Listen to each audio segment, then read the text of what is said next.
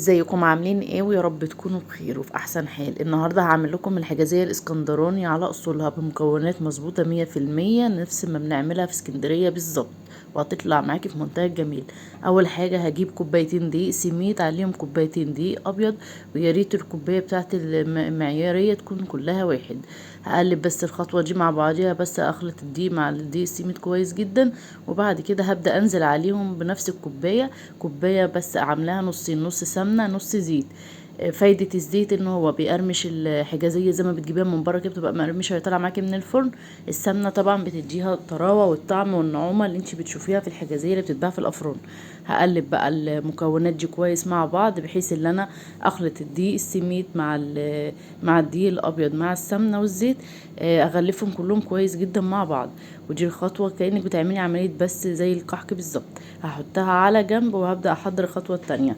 هجيب كوباية لبن دافي، هحط عليها معلقة خميرة ومعلقة سكر. انا المرحلة دي بختمر الخميرة عشان خاطر اعرف اللي هي ناجحة معايا والخميرة متفاعلة بس. وهبدأ انزل عليها كده حبة حبة على العجين وهقلبها.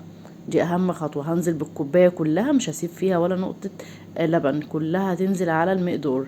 فعشان ما حدش يقول لا العجينه كده حلوه قوي معايا فكفايه كده لبن، لا، نفس المقدار دوت تشتغلي بيه في الوصفه عشان تطلع معاكي ناجحه.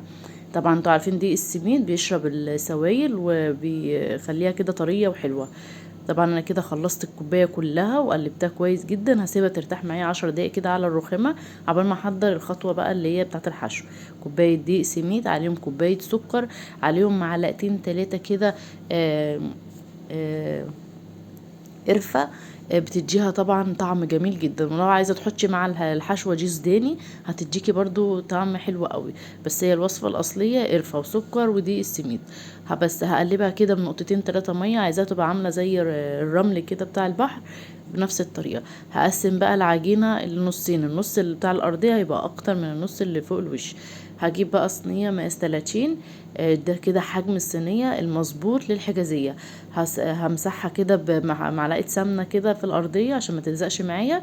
وطبعا زي ما انتوا شفتوا انا مطلعه منها الحروف بتاعتها شويه بتاعت العجينه من الصينيه، عشان خاطر ما الحشوه ما طبعا ما تتلدعش معايا في الفرن وما تطلعش بره الحجازيه. هحط الحشوه بالطريقه دي وهبدا كده اسويها كلها.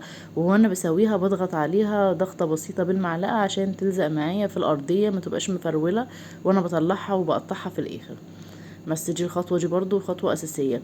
هجيب بقى الجزء التاني هفردهم عليها برضو حتة حتة كده من فوق الوش أو على كيس تلاجة، وتبدأي تحطيها على الصينية. وطبعا قبل ما بتدخل الفرن لازم تقطعيها التقطيعة اللي انت عايزاها، مكعبات أو سمبوكسة زي ما انت عايزة. دي أهم خطوة. وهدخلها فرن على درجة حرارة 180 لمدة بس ربع ساعة كده أو تلت ساعة حسب الفرن بتاعتك. أول ما تحمر من فوق ومن تحت تبقى لونها دهبي هتطلعيها وهتقطعيها وهتبقى ده شكلها النهائي. اهم حاجه قطعيها بعد ما تبرد، طلعيها من الصينيه، متطلعش وهي سخنه. ويلا لايك وشير لو عجبكم الفيديو.